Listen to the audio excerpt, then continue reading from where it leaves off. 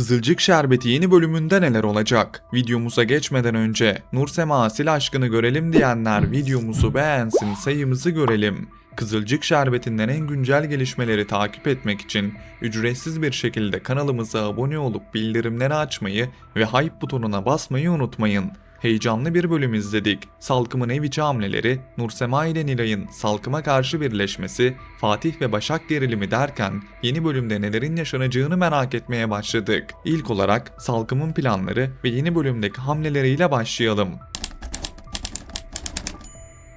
Salkım son bölümde gerçek yüzünü gösterdi. Bunca zaman melek gibi tavırlarıyla Salkım'ı çok sevmiştik.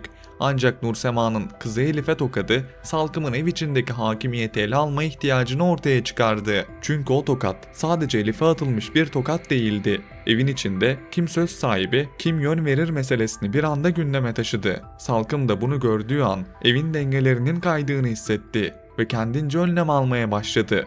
Nilay'a bir görücü getirmek istemesi, Nursema'ya karşı hamleler yapması da tam olarak buradan geliyor. Salkım, Nursema'nın iyi niyetini bile benim alanıma müdahale gibi görüp hemen set çekiyor. Bunu açık açık değil, alttan alta yapıyor. Ortamı yönlendirip herkesi birbirine kırdırmaya çalışıyor. Açıkçası biz Salkım'ı o masum, zaman zaman da komik halleriyle sevdik. Bu halinin bozulmasını istemeyiz. Senaristlerin Salkım'ı tamamen körü körüne kötü bir karakter yapacaklarını düşünmüyorum. Salkım sivri dilli bir karakter. Her ne kadar son bölümde biraz şeytani planlar yapsa da çok geçmeden özüne döneceğini, yine Salkım'ın komik, zaman zaman da sinir bozucu anlarını izleyeceğimizi düşünüyorum.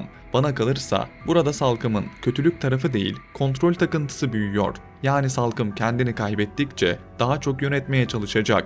Ne kadar yönetmeye çalışırsa o kadar ters tepki alacak. Bu da onu bir süre daha sertleştirecek. Ama sonunda yine bildiğimiz o lafı gediğine koyan Salkım'ı geri getirecekler gibi geliyor. Kısacası Salkım'ı tamamen karanlığa yazmazlar. Biraz gerilim, bolca çatışma ve sonra eski dozuna dönüş. Peki Nursema'yı yeni bölümde neler bekliyor?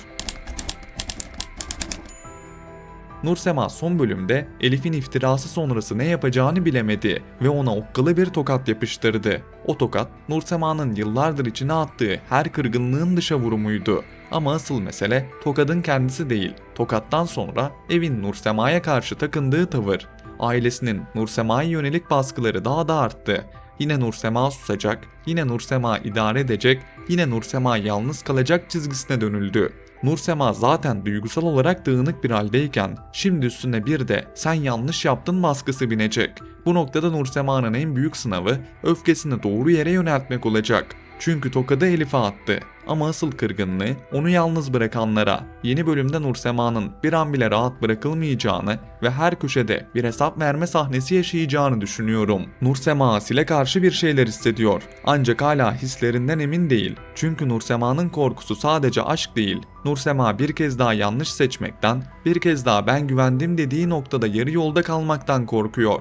Bu yüzden artık Nursema'nın bir seçim yapacağını ve Asil mi yoksa İlhami mi bunun kararını vereceğini düşünüyorum. Asil de son bölümde Nursema'nın bu duruma düşmesinin ardından ne yapacağını bilemedi ve biraz beklemeye karar verdi. Asil'in bu bekleyişi vazgeçtim değil, Nursema'nın yanında doğru şekilde durmalıyım bekleyişi.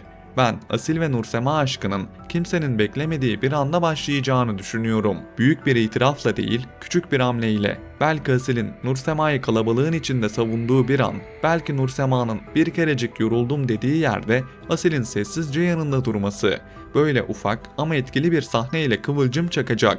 Ve biz de bu ikili arasında romantik anlar izlemeye başlayacağız gibi. Burada benim kafamı tek karıştıran ise İlhami. İlhami daha önce Nursema ile nişanlanmış, sonrasında Nursema Firaz'ı seçmişti ve İlhami diziden ayrılmıştı. Sonrasında İlhami geri döndü. Döndü dönmesine ama bu sefer de karşısına Asil çıktı.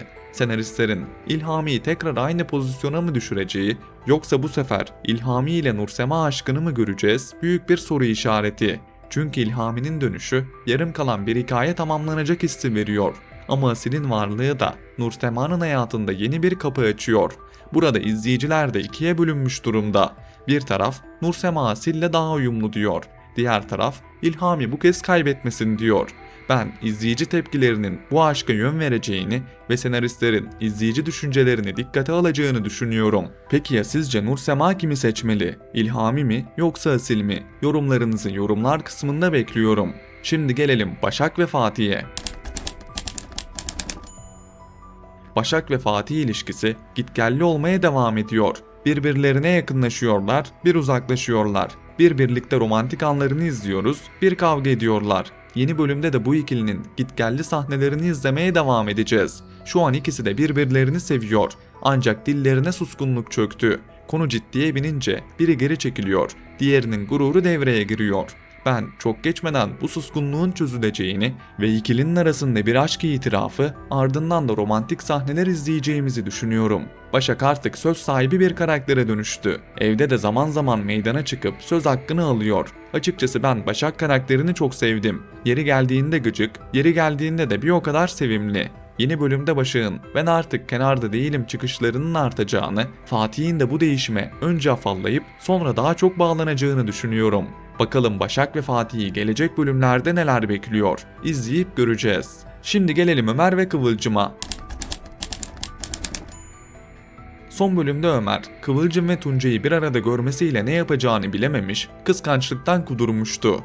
Bu süreçte bir yandan Bade'nin planlarıyla uğraşan Ömer, bir yandan da Kıvılcım'ı kaybetmemek adına hamleler yaptı. Kıvılcım ise son zamanlarda yaşadıklarından çok sıkıldı ve uzun zaman sonra ilk kez Tuncay'ın yanında huzurlu hissetti. Bu huzur, Kıvılcım için bir kaçış kapısı gibi.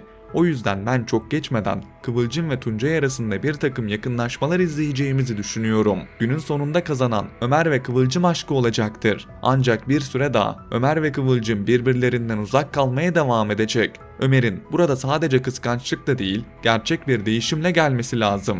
Kıvılcım artık sözlere değil, davranışlara bakıyor. Bade ise kötü planlarıyla karşımıza çıkmaya devam edecek. Hem Ömer'den hem de Kıvılcım'dan intikam almak isteyecektir. Burada Ömer ve Kıvılcım'ın Bade'ye dikkat etmesi gerekiyor. Çünkü Bade psikolojik sıkıntıları olan bir karakter. Ne yapacağını kestirmek çok zor. Bir gün ağlayıp mağdur olur, ertesi gün en beklenmedik yerden vurur.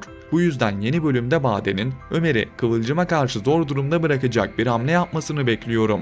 Belki bir yalanı büyütecek, belki bir görüntüyü yanlış zamanda servis edecek, belki de Kıvılcım'ı en hassas yerinden vuracak bir söz söyleyecek. Ömer ve Kıvılcım bu savaşta aynı tarafta durmayı beceremezse Bade'nin ekmeğine yağ sürmüş olurlar.